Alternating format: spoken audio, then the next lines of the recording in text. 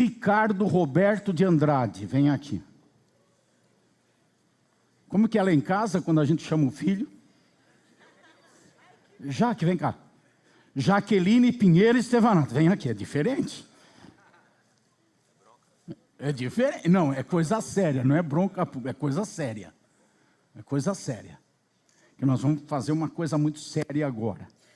Hoje eu quero, oficialmente, já está acontecendo, mas consagrar o pastor a cuidar dos jovens da igreja. Quero hoje consagrá-lo para isso.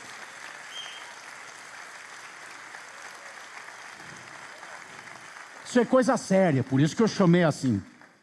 Não é um ministério, um departamento que vai dirigir, que vai liderar. Não, não. Pastorear, cuidar, coisa muito séria. É bastante sério. Nós temos uma igreja linda, uma igreja rica em patrimônio, tem muitos bens, rica em estruturas, mas o maior patrimônio da igreja são as pessoas. E nossas crianças, jovens e adolescentes, de todo o patrimônio, é o patrimônio que precisa ter um cuidado muito especial. Muito especial, porque as crianças, e essas crianças quando vão se tornando adolescentes e depois jovens, estão numa fase muito delicada na vida. E Satanás sabe disso. Muito mais fácil para Satanás pegar uma criança e incutir nela valores contrários a Deus e encaminhá-la a uma condição de perdição eterna, do que pegar um adulto já formado, que tem os valores enraigados nele. Então não é de se estranhar tudo que acontece em termos de ideologia nas escolas, tudo que acontece em termos de ideologia nos filmes, das produtoras que fazem trabalho para as crianças, tudo que acontece em termos de entretenimento no mundo, não é de se estranhar a avalanche de informações contrárias não só a Deus, mas à própria natureza humana, que vem sobre as crianças, porque o diabo investe nesse campo.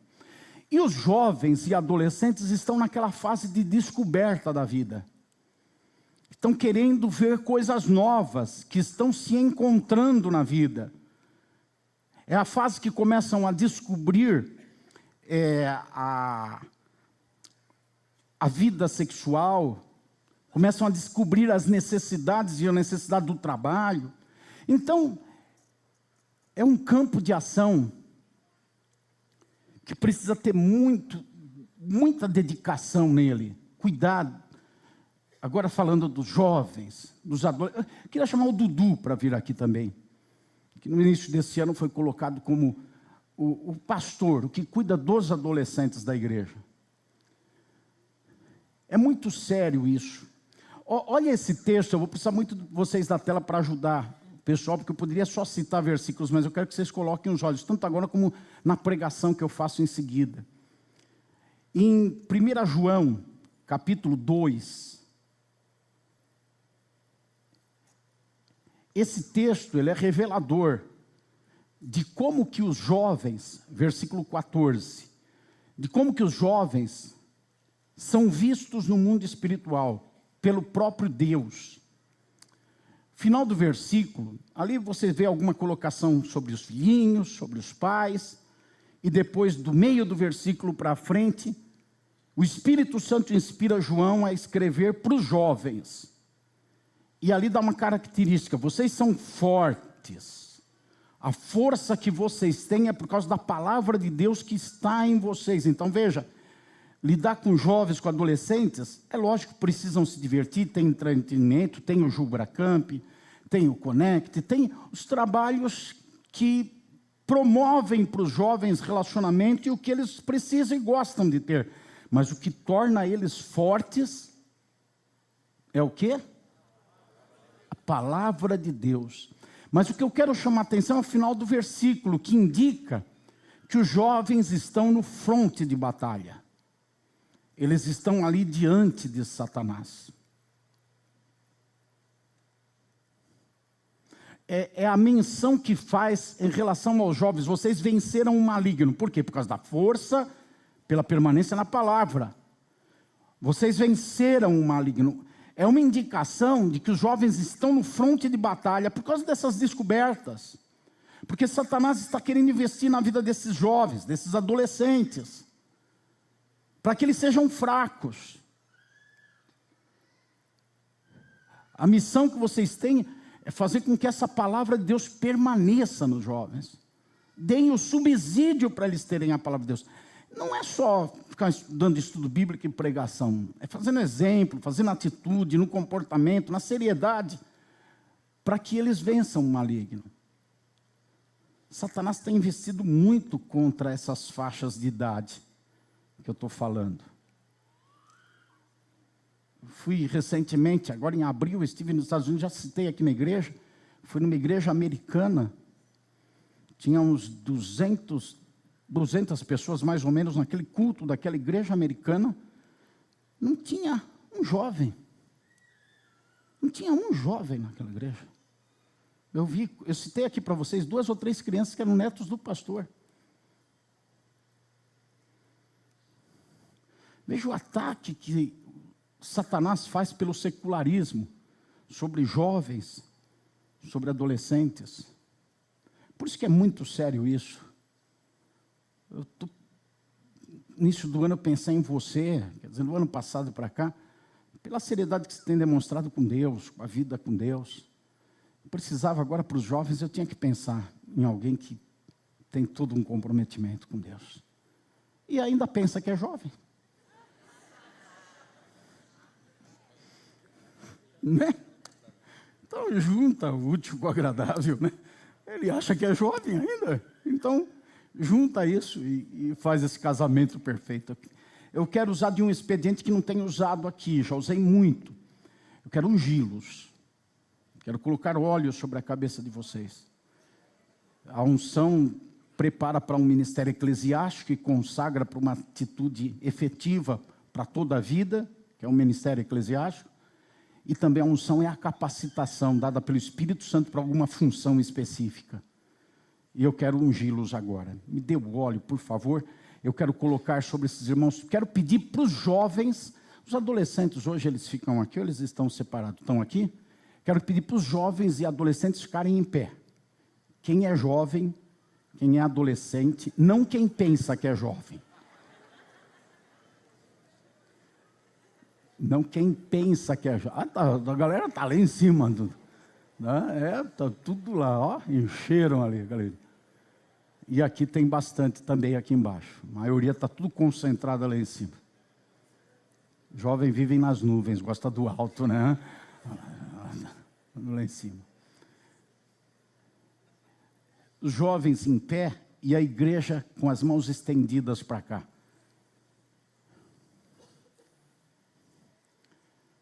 Que este óleo represente aquele que precisa estar sobre ti e dentro de ti, o Espírito Santo. Que este óleo represente aquele que precisa estar sobre ti e dentro de ti, o Espírito Santo. E então vocês tenham capacidade para atender a toda a vontade de Deus em relação a esse patrimônio tão grande que a igreja tem. Em nome de Jesus. Amém. Deus abençoe vocês, Dudu. Continua no teu trabalho. Continua no teu trabalho.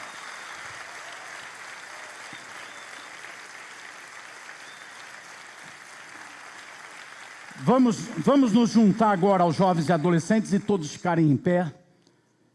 E abrirem a Bíblia comigo. E eu gostaria que vocês abrissem mesmo a Bíblia agora, colocassem os olhos, ainda vai estar na tela, mas colocassem os olhos na palavra de Deus escrita ou aí no teu aparelho, em Gênesis 49. Gênesis 49, versículos 3 e 4. Hoje nós vamos falar sobre a temática daquele que perde tudo porque não cuida do que é mais importante, do que é principal. A gente precisa ter foco em algo. Tudo na vida é assim, certo? Tudo na vida é assim. Evidentemente, vou aplicar essa verdade em relação às coisas espirituais e à nossa alma.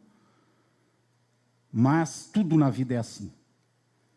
Tudo tem as coisas principais, aquelas que ladeiam as coisas principais e as periféricas.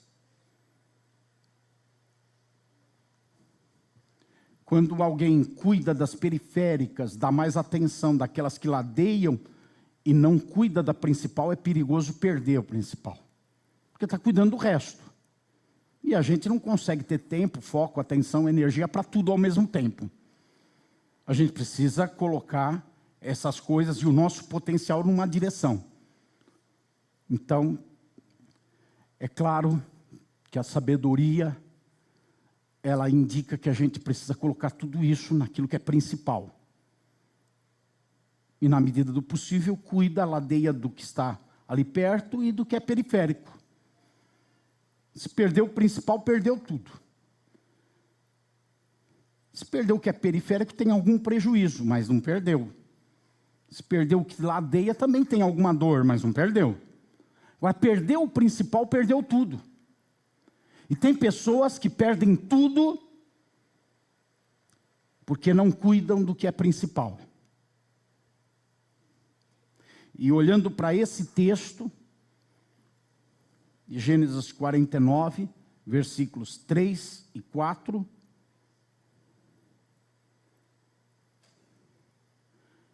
nós vemos alguém que perdeu tudo porque não cuidou do principal. Rúben, você é meu primogênito. Olha o principal. Você é meu primogênito, minha força e as primícias do meu vigor. Está aí o resumo da vida desse homem.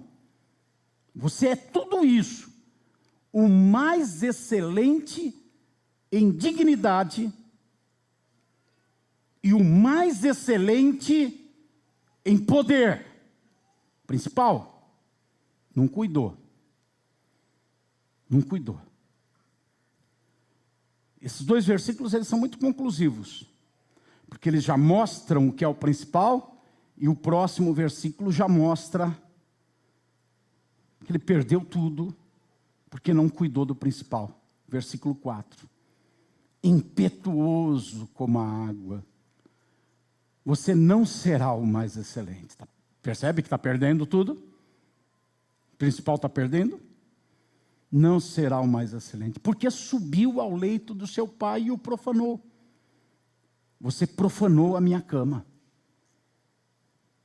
Deus, enche-nos de graça para transmitir e para receber a tua palavra.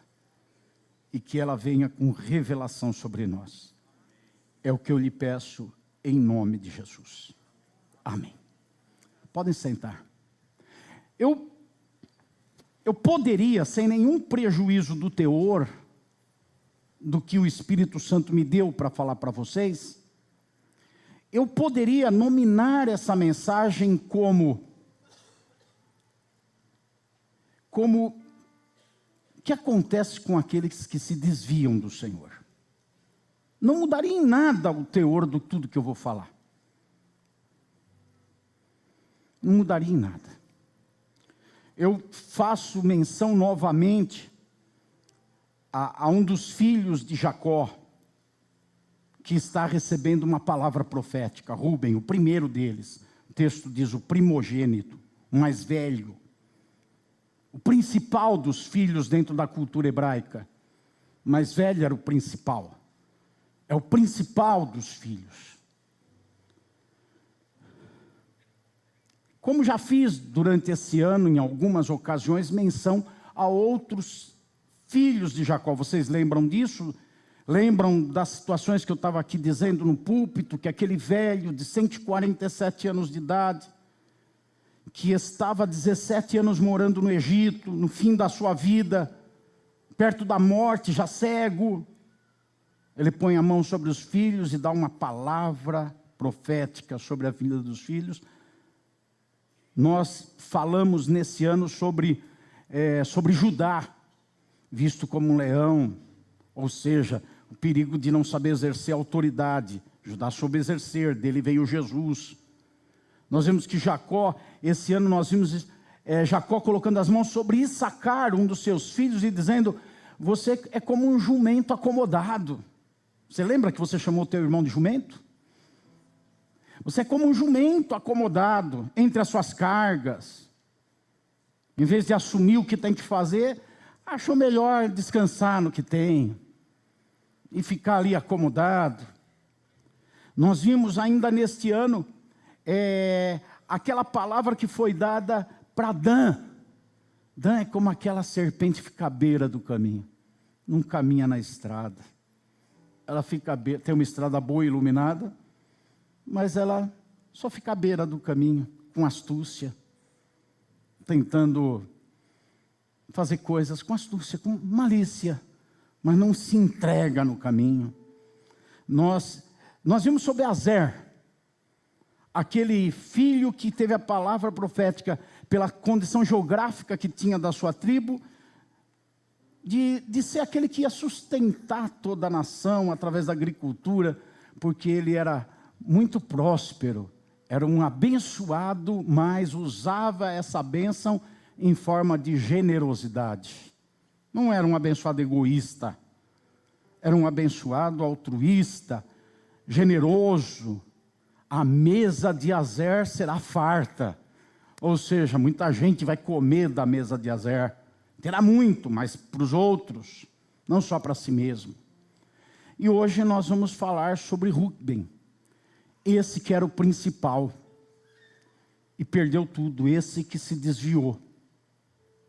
Rúben representa todos os crentes que se desviam do caminho do Senhor. Rúben representa todos aqueles que um dia estiveram na presença de Deus, ainda que fosse por um dia. Que um dia tiveram a mente iluminada para as verdades espirituais, mesmo que tenha sido só por um dia, mas se afastaram, porque não cuidaram do principal. Não cuidaram daquela palavra que veio no coração deles, que o despertou, para que ela fosse germinada, crescesse no interior deles. Não cuidaram daquele abraço que receberam de Jesus e que se sentiram amados, para continuar abraçando Jesus e sendo abraçado por Jesus. Não cuidaram daquela paz que veio na mente, no coração, para que ela nunca fosse perdida. E não cuidaram de si mesmos, para se manter com tudo isso. São aqueles que se afastaram do caminho do Senhor. A Bíblia é muito farta em mostrar tantas situações e dar exemplo de pessoas que se afastaram, que se desviaram do caminho do Senhor porque não cuidaram do principal. Ela é farta também em mostrar doutrinas, ensinamentos que falam a natureza do desvio. Como é que nasce o desvio? As características do desvio, daquele que está se desviando. Não percebe, mas está se desviando. Irmãos, nessa vida poucas coisas acontecem de uma hora para outra. Poucas coisas. Talvez nada. Chove porque de repente começa a dar um vento, não é assim? O céu começa a escurecer. Começa a haver indícios de que vai chover. Depois chove. Não está aquele dia, céu de brigadeiro, tudo azul, sol lá a pico, não tem nenhum vento. Em fração de 2 segundos, pum, cai uma tempestade e enche a terra de água. Não existe. Usando isso, eu exemplifico quase tudo que acontece nessa vida. Tudo tem antes um preliminar, tem um indicativo, tem alguma coisa. E o ato de se desviar também, a Bíblia é cheia de doutrina mostrando como que alguém está desviando. Como alguém está deixando de cuidar do principal. E está se afastando do principal. está voltado para o que está do lado, para o que não é principal, e está se afastando do principal. Quem que não lembra de algumas situações bíblicas sobre isso? É tão terrível se afastar do principal. Eu preciso muito que a tela me ajude hoje, porque eu poderia mencionar versículos, estão aqui na minha anotação, mas eu quero que vocês coloquem os olhos. Começando por 2 Pedro, capítulo 2. A tela nos ajude, versículo 20, 21 e 22. Veja como que o apóstolo Pedro, aquele que Jesus chamou para cuidar da igreja, como que ele mostra. E Pedro, como quem cuida da igreja, eu acredito que tinha uma visão muito aberta para entender por que alguém se desvia, o que acontece, quem é essa pessoa. Olha como Pedro fala. Essa pessoa, depois de ter escapado das contaminações do mundo, porque conheceu o Senhor, conheceu o Salvador, se deixou.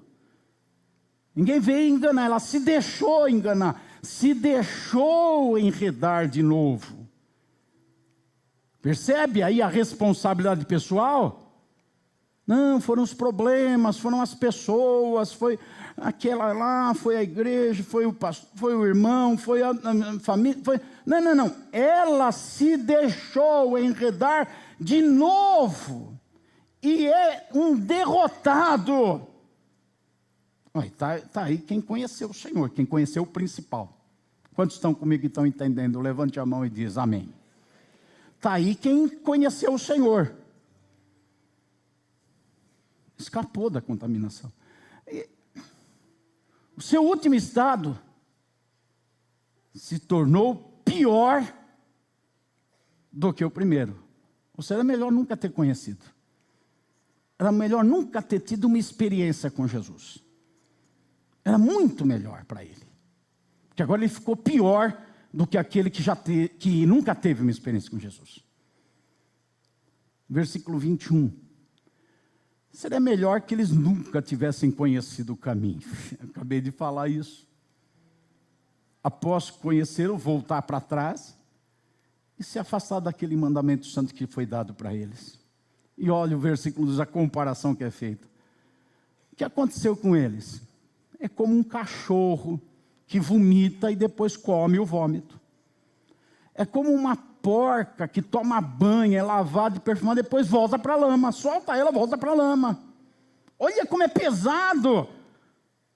Como é pesada a palavra para aquele que não cuida do principal.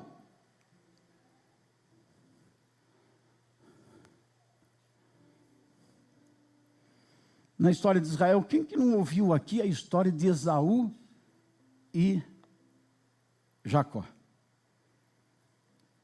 Quem que não leu ou não ouviu a história daquele irmão mais velho, também primogênito, Esaú, que por causa de alguma necessidade temporal, que na cabeça dele ele fez daquilo um negócio terrível, a fome.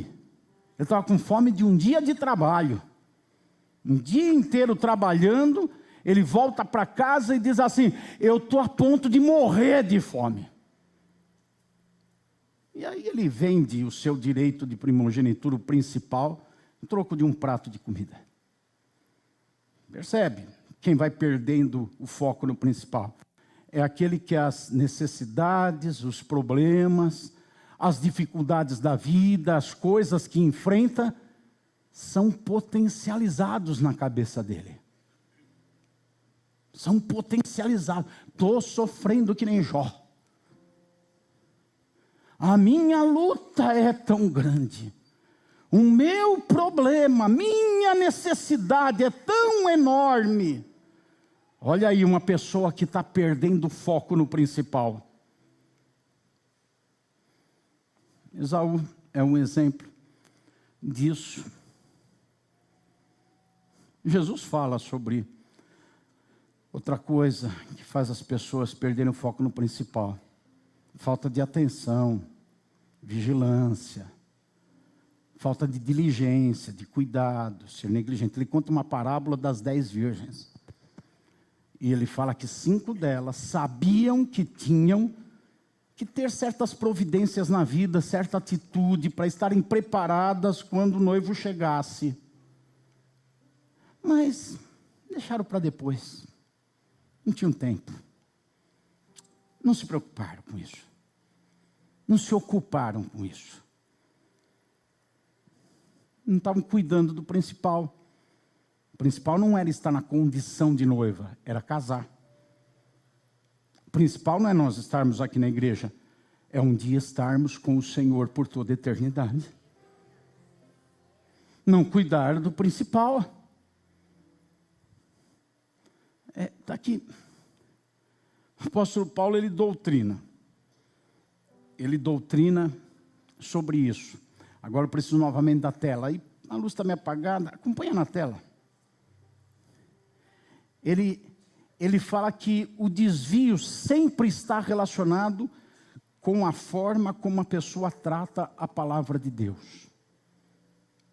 Paulo diz que a pessoa que não cuida do principal, que se desvia do principal, que perde o foco do principal, sempre, sem exceção, o problema dela é a maneira como ela trata a palavra de Deus que chega para ela.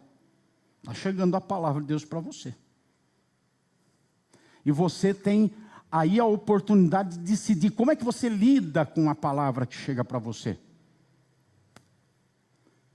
Paulo fala que uma forma errônea, destrutiva do poder da palavra é a apostasia. 2 Tessalonicenses, capítulo 2, versículo 3, diz que vai chegar o tempo da apostasia.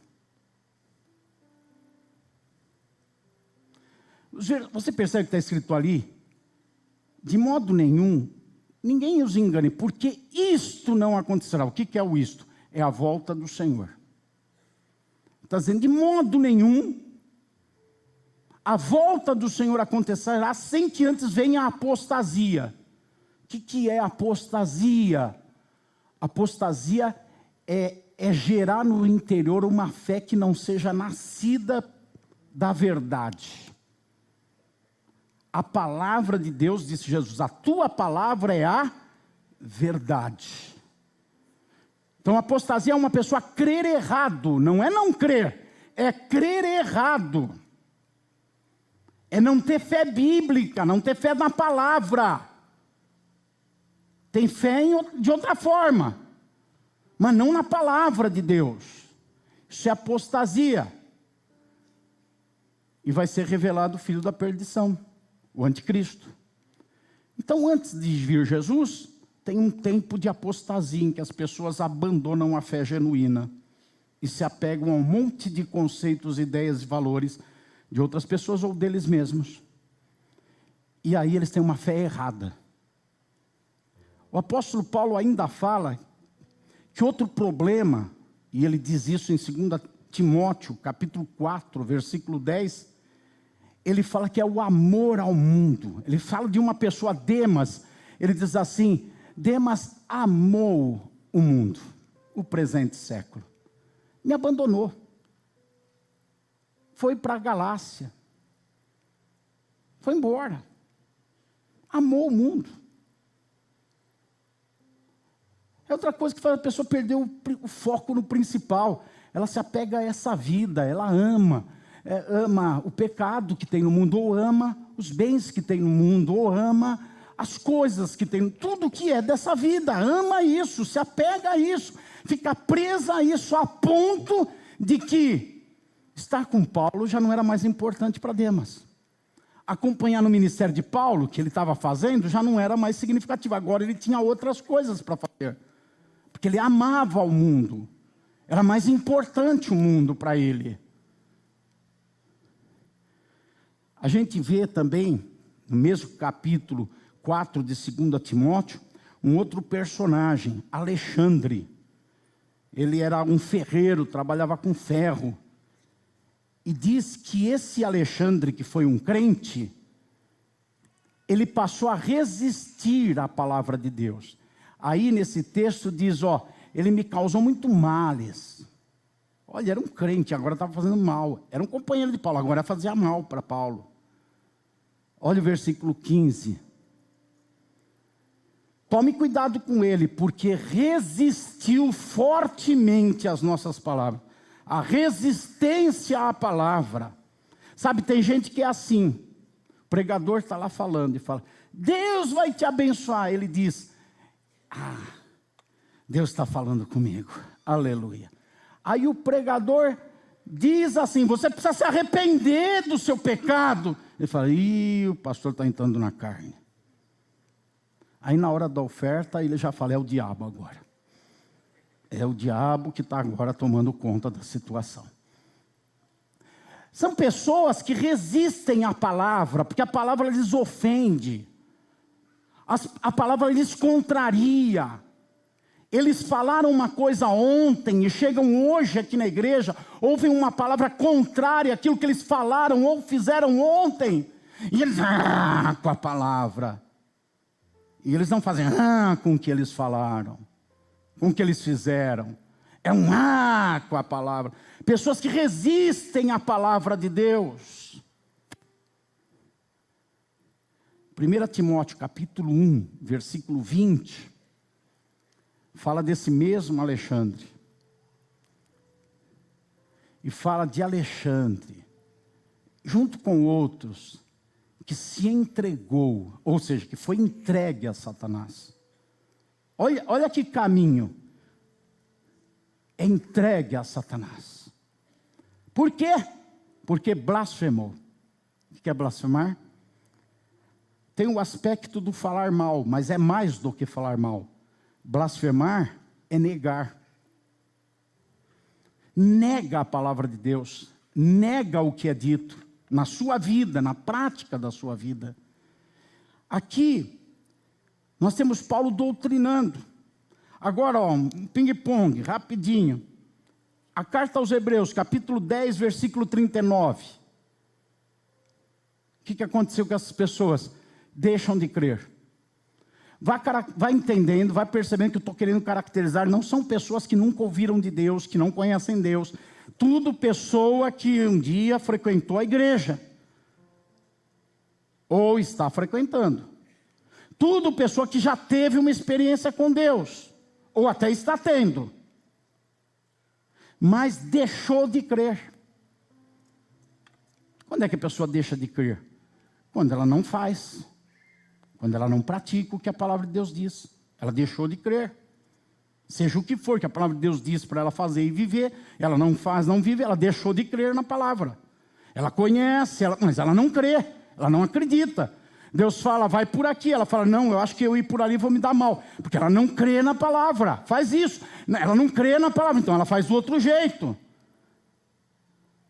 Deixou de crer. Capítulo 10, ainda versículo 26. Essas pessoas pecam voluntariamente. Elas sabem o que é certo. Elas sabem o que devem fazer. Elas sabem como elas devem viver. Mas voluntariamente elas vivem ao contrário disso. Capítulo 6, versículo 6. Esses que se desviam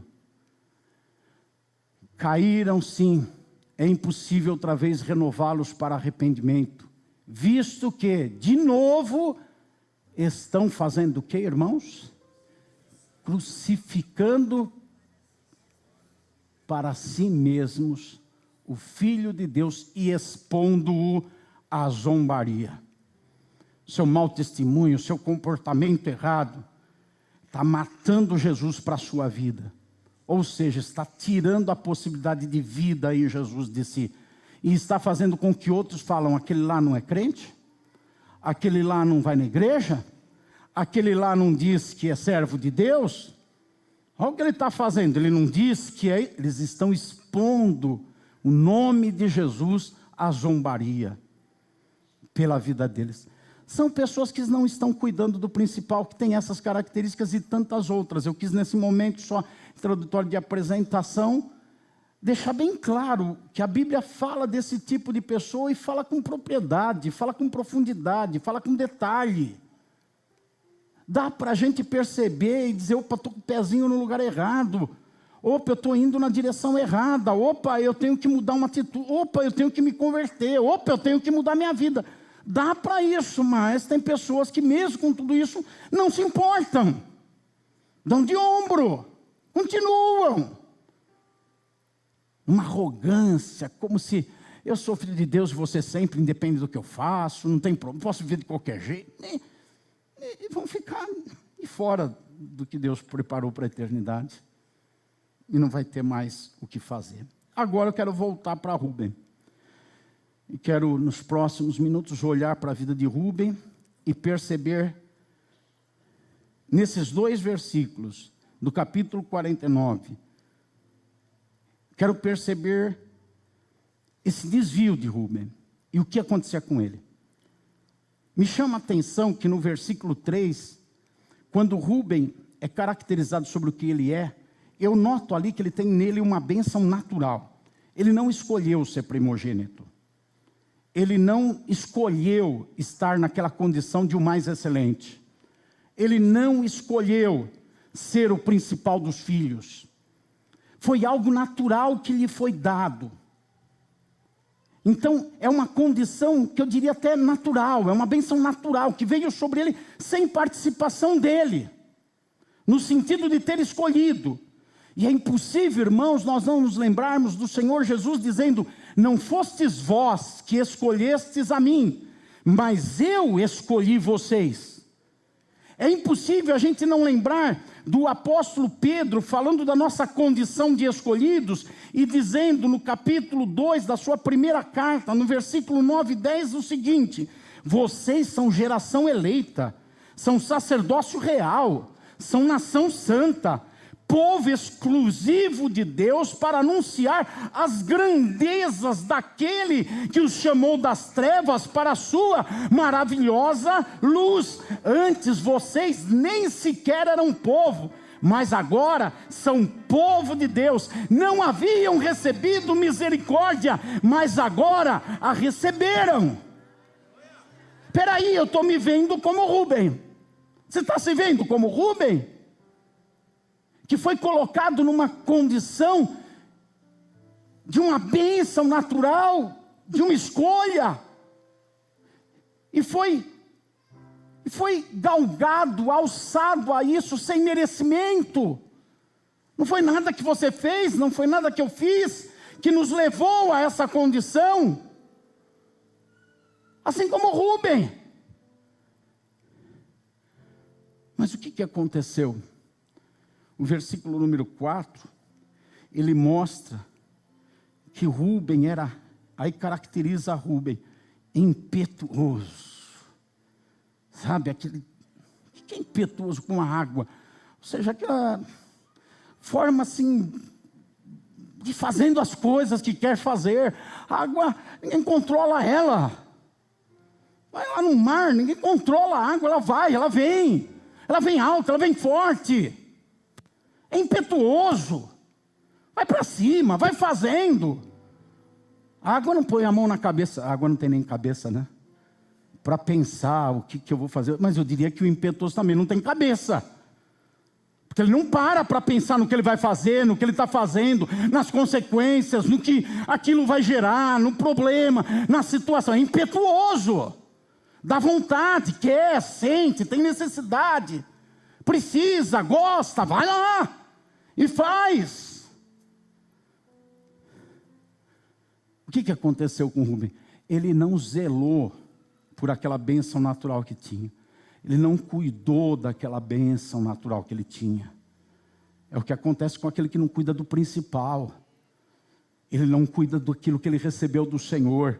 Você recebeu do Senhor algo muito precioso na tua vida.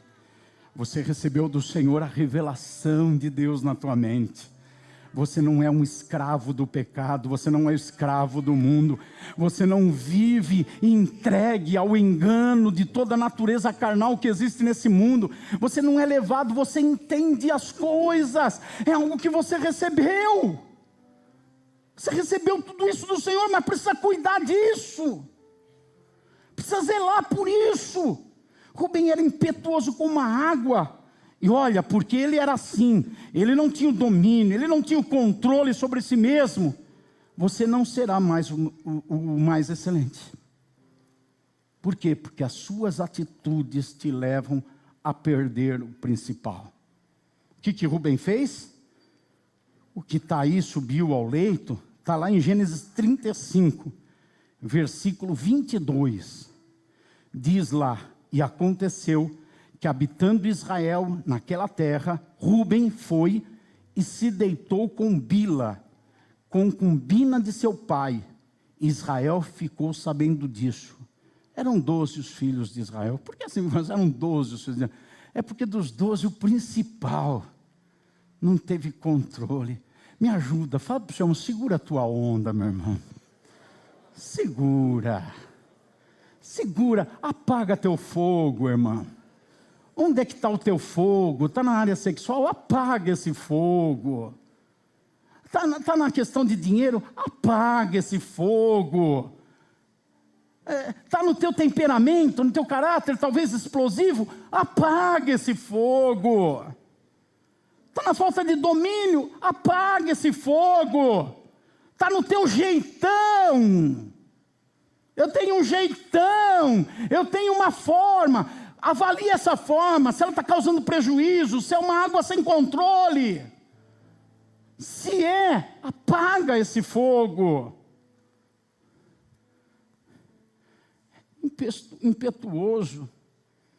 Olhou para... A pessoa impetuosa, ela não olha barreiras.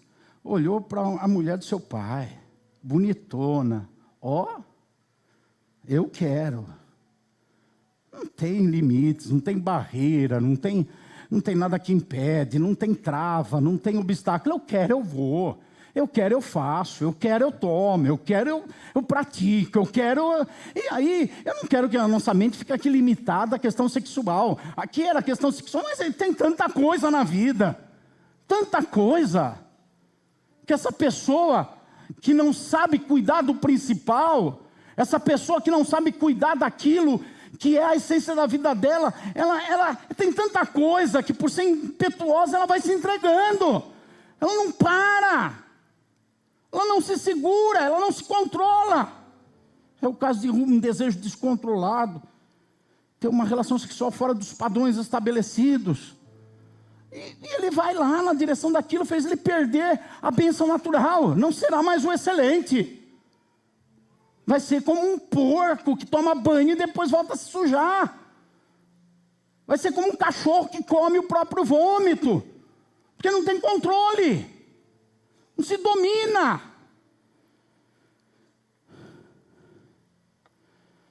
O que é essa bênção natural? Eu quero já caminhar aqui para a conclusão. Falando para você, o que é essa bênção natural que nós temos? É a graça. Diga comigo, é a graça de Deus na minha vida. É a graça de Deus.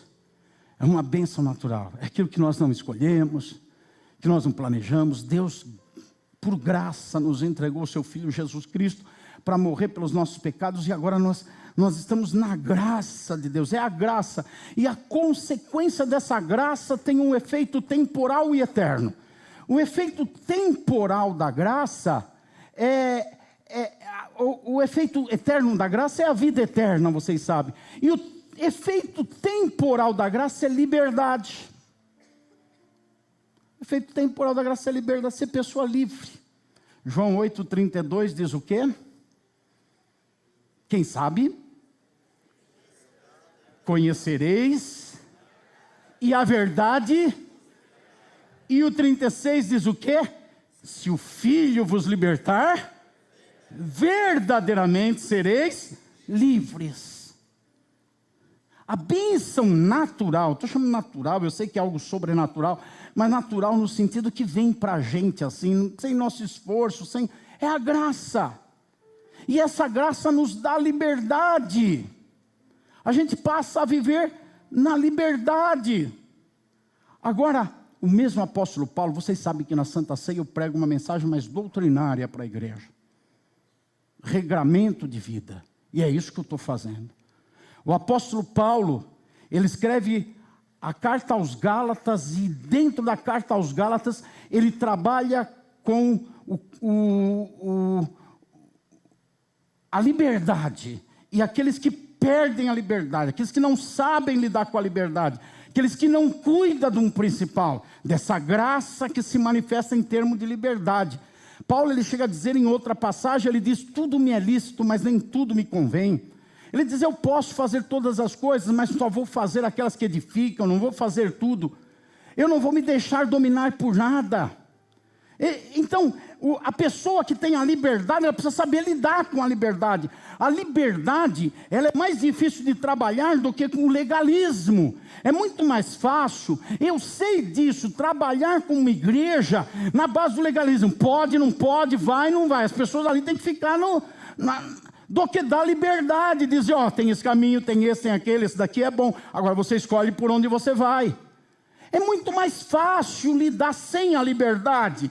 Menos produtivo, menos resultado, mas Deus escolheu te dar liberdade e você é livre. Você sai daqui e faz o que quiser, você vai onde quiser, você fala o que quiser, mas não quer dizer que essa liberdade te deu uma alforria e uma liberdade para você poder fazer o que quiser e Deus atesta e justifica.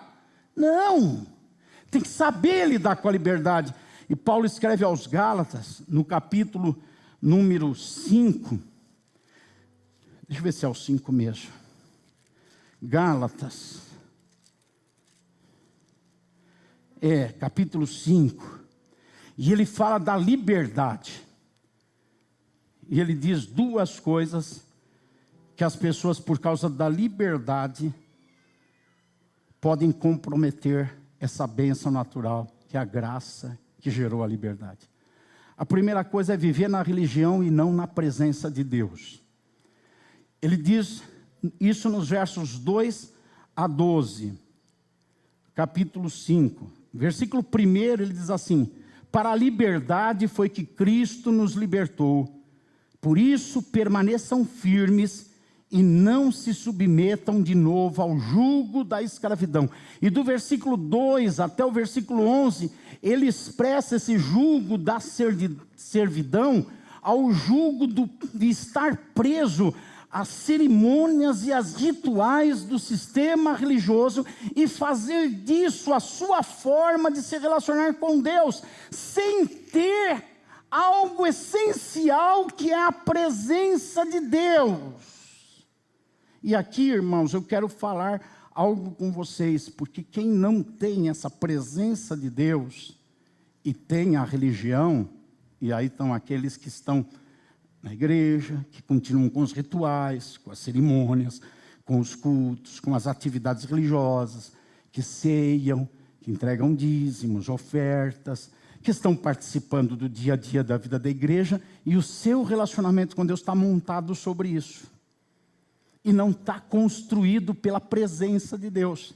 Essas pessoas, no versículo em seguida aqui, no versículo número 4, Paulo diz assim: estão separados de Cristo, vocês caíram da graça de Deus.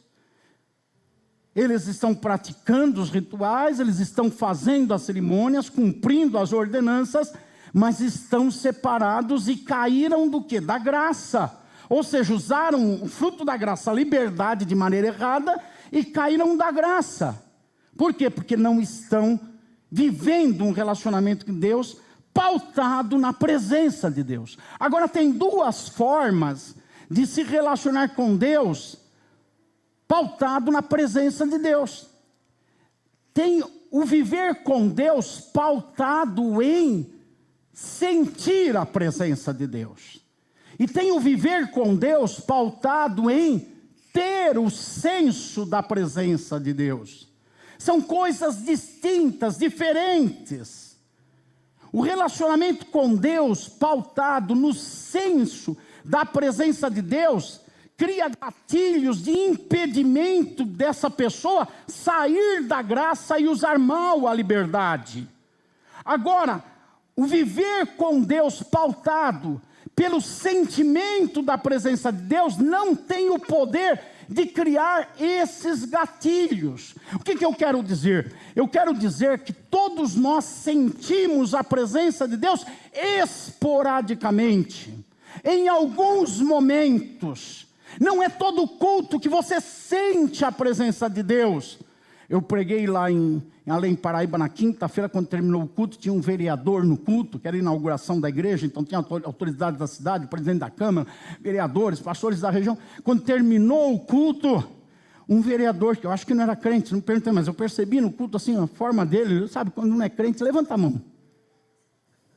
Bate palma, ele não está acostumado com essas coisas, então ele fica tudo torto. E eu percebi ele tudo, quando terminou o culto, eu terminei de pregar, ele encostou em mim e falou assim, fiquei tudo arrepiadinho quando você falava. Não sei o que aconteceu comigo. Isso é o sentimento da presença de Deus. O sentimento da presença de Deus nós temos de vez em quando. Quem já arrepiou um dia? Quem já chorou um dia? Quem já ficou efusivo um dia? Mas isso não acontece todo culto. Você menos arrepia do que arrepia. Não é todo culto que você arrepia. Não é todo culto que você chora. Não é todo culto que você sente a presença de Deus. E sentir a presença de Deus não te isenta de pecar. Porque sentir a presença de Deus não te coloca em contato com a santidade de Deus. Sentir a presença de Deus, pode ser que você sinta a presença de Deus agora e daqui meia hora esteja fazendo algo errado. Pode ser que você sinta a presença de Deus e saia daqui e fume um baseado. Pode ser que você use drogas, pode ser que você roube alguém, pode ser que você adultere, mesmo depois de um culto que você sentiu a presença de Deus. A presença de Deus, quando ela é sustentada pelo sentir, tem pessoas que depois passam a não cuidar do principal, porque ela é momentânea. Eu confesso para vocês, eu sinto pouco a presença de Deus. Talvez você fique frustrado de ouvir um pastor, o teu pastor, dizendo que ele sente pouco a presença de Deus. Eu sinto, mas eu sinto pouco. Sabe onde mais sinto a presença de Deus? Quando eu estou sozinho com Ele. No culto, algumas vezes eu sinto, mas eu sinto pouco a presença de Deus. Tem gente que vive dependendo de sentir a presença de Deus. Sente a presença de Deus. Você já não viu isso? Aquele irmão que sente a presença de Deus no culto, e ali naquela hora, ele promete ser um franciscano, ele vai dar tudo o que ele tem, ele vai viver de sandália. Ela promete ser uma freira, a partir de hoje eu não toco em ninguém. Daqui a pouco ela está entortando poste ali com o namorado. Ela sentiu a presença de Deus. A presença de Deus sentida vem na nossa emoção, no nosso coração, vem no nosso interior. É uma expressão que nós temos por ser gente, por não ser de pedra. O ímpio pode sentir essa presença de Deus. Aquele que não tem contato com Deus pode sentir. O crente pode sentir. É diferente de ter o senso da presença de Deus. O senso da presença de Deus é que coloca a gente em contato direto com a santidade de Deus. O que é o senso da presença de Deus? Mateus 28, versículo 20, as últimas palavras de Jesus. Eis que eu estou convosco todos os dias, até a consumação dos séculos. Paulo escreveu em Efésios 2, 22, vocês estão sendo em conjunto edificados para serem morada de Deus no Espírito.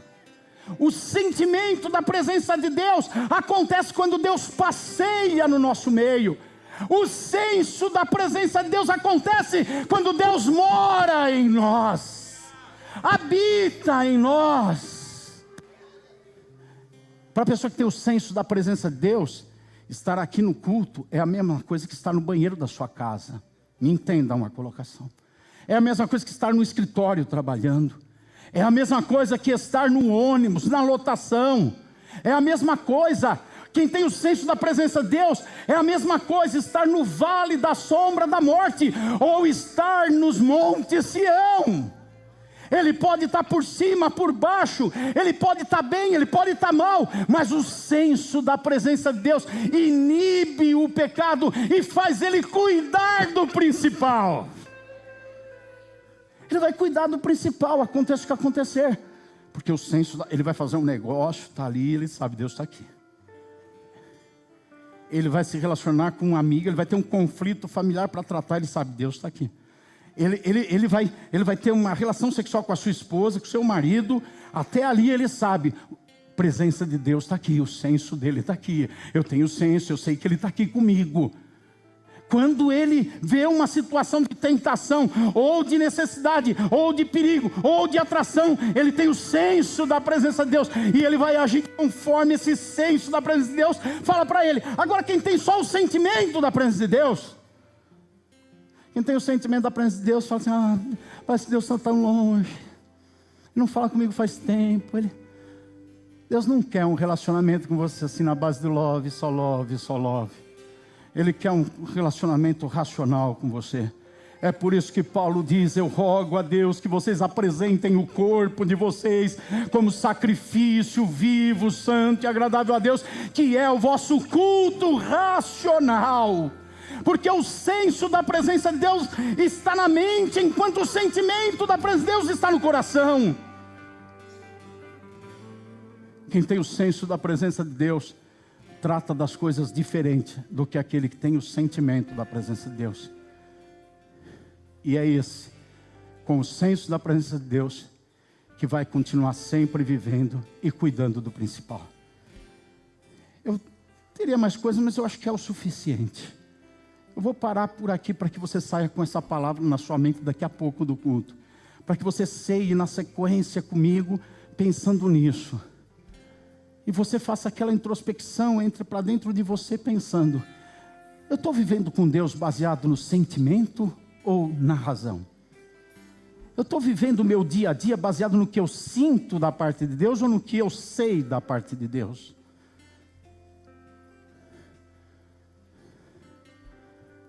Que você ceie daqui a pouco pensando nisso. E não tem nada de mais e errado, irmão. Tenha um coração humilde.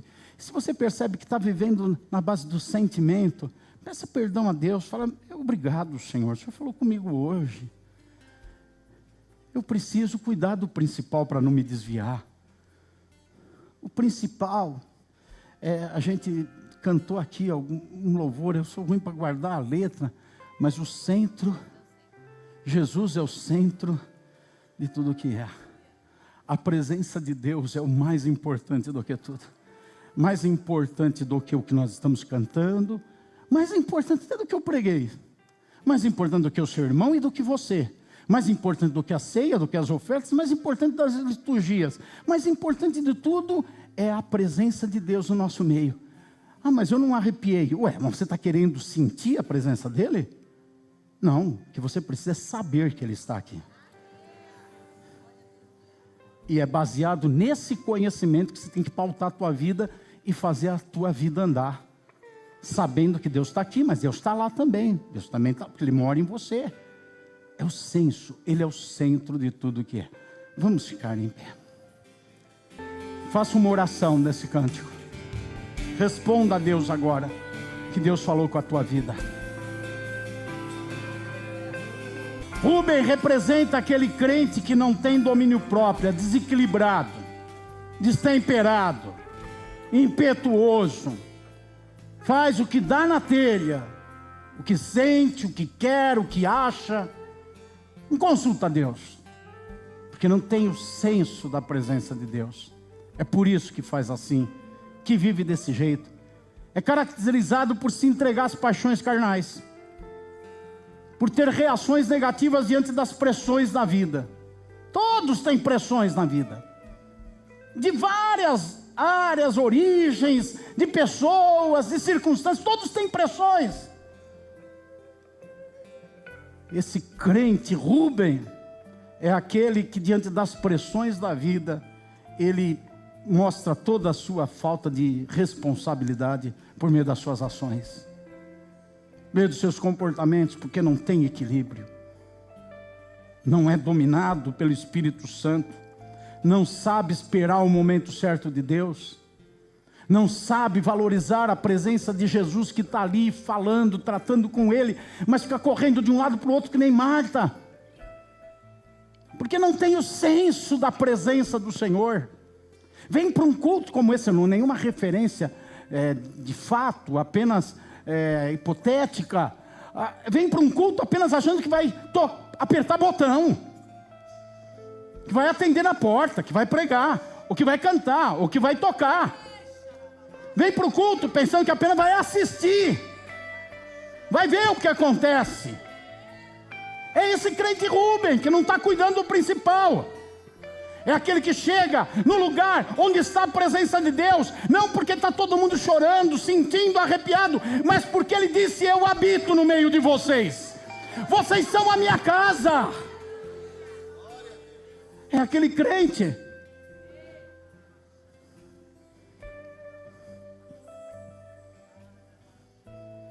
que faz da igreja um lugar, da sua casa outro lugar, do seu trabalho outro lugar. Esse é o crente Rubem. É o crente que não cuida do principal, porque o principal é a sua alma.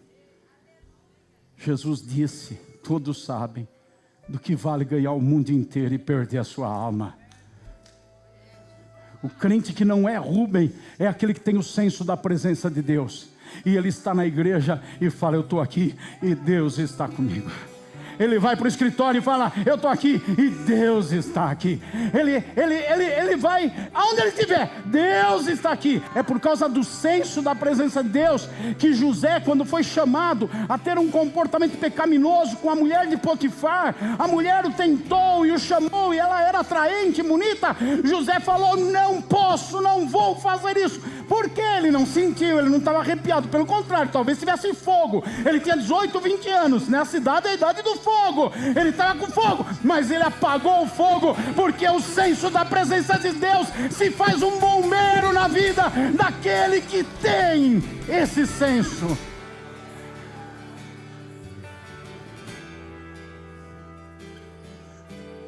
O crente que não é Rubem é a mesma coisa estar aqui no altar e estar no banheiro da sua casa. O senso da presença de Deus o acompanha. A hora que ele vai falar, ele sabe: Deus está me ouvindo. A hora que ele vai fazer, ele sabe: Deus está vendo. A hora que ele vai tomar decisão, ele sabe: Deus está vendo meus pensamentos. Ele vai tratar de um problema, Deus está lá de olho. Ele tem o senso da presença de Deus. Ele não sai da graça. Ele não usa a liberdade que tem para dar vazão ao seu destempero, ao seu desejo, ao seu jeito, ao seu pensamento. Ele fica debaixo do senso da presença de Deus. Quero orar pelas pessoas que estão tendo dificuldades e hoje foram ajudadas por Deus e entenderam que precisam viver debaixo do senso da presença de Deus.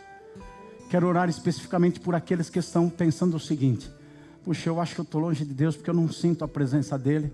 Eu vejo no culto, eu vejo o irmão do lado gritando, o outro pulando, e eu não estou sentindo nada, e já faz tempo que eu não sinto. Eu não choro nos cultos. Eu olho para um lado, eu tenho aquela irmã lá que não respeita nem a maquiagem que ela gastou 40 minutos para fazer antes de vir para a igreja. Ela fica chorando, derrama tudo ali, e eu não sinto nada. Eu estou sentindo fome agora, eu não estou sentindo nada de presença de Deus. Eu não sinto no culto, eu não sinto em casa. Eu vou orar, parece que o céu é de bronze. Eu não estou sentindo Deus. Quero orar por você. Você não precisa sentir Deus. Você precisa saber sobre Deus. Eu sei que você está como eu já tive, querendo alimentar um relacionamento com Deus baseado nas emoções. Não é. A fé vem pelo ouvir. E o ouvir o quê? A palavra de Deus. A palavra de Deus, a fé, o culto racional, tudo isso está aqui. Não está aqui. Não está aqui. Está tudo aqui. Aqui você se relaciona com Deus. Aquilo que vem à sua mente, você se relaciona com Deus, depois desce ao teu coração. E eu não estou dizendo que a gente não sente a presença de Deus, mas nós não temos controle quando nós vamos sentir a presença de Deus. Você não chega num culto e fala: hoje eu vou sentir a presença de Deus. E sente. Quero orar por você que já foi para a igreja pensando, ou veio hoje, já foi um dia pensando, eu vou para sentir, e não sentiu. Quero orar pedindo que Deus te ajude a compreender que não é pelo que você sente, é pelo que você sabe de Deus. É pelo que você acredita de Deus. E quando você acredita, você tem o senso da presença de Deus. Então, quando você está no vale da sombra da morte, nas aflições dos seus problemas, nas angústias das suas lutas, parece que ninguém está com você, parece que você está sozinho, abandonado, parece que não tem ninguém para te ajudar, até Deus está longe na tua mente, mas o senso da presença de Deus faz você saber que ainda que eu ande pelo vale da sombra da morte, Tu estás comigo, a tua vara e o teu cajado me consolam. Preparas uma mesa perante mim na presença dos meus inimigos. Unge a minha cabeça com óleo e o meu cálice transborda. Tudo isso não porque eu senti, mas porque eu sei. Eu sei que Deus está comigo no vale. Eu sei que Ele está na minha dor. Eu sei que Ele está no meu problema. Quero orar por você que está esperando uma reação do seu interior em lágrimas, para sentir a presença, e você não precisa, pode ter, mas não precisa. Toda igreja curve a sua cabeça. Para ganhar o tempo eu não vou chamar à frente, eu vou pedir que no seu lugar você levante a sua mão, apenas assim. Você que está tendo dificuldade com isso, tendo conflitos com isso, sentindo que falta a presença de Deus, falta isso, não tem sentido, só assim. Pai, todos aqueles que erguerão as mãos, são teus filhos, que estão aqui porque te amam, e querem um relacionamento de amor contigo, e tudo isso é verdade. O dia a dia da nossa vida precisa ser marcado pela tua presença, e não é uma presença emotiva, é emocional. Ela é racional. Assim como um marido e uma esposa sabem que são casados mesmo quando não estão no contato direto, íntimo com o seu cônjuge. Tem o senso da aliança. Eu peço que esses irmãos hoje, após a revelação da tua palavra na vida deles, tenham o senso da tua presença norteando os seus passos. Em nome de Jesus, é o que eu lhe peço, Deus. Amém.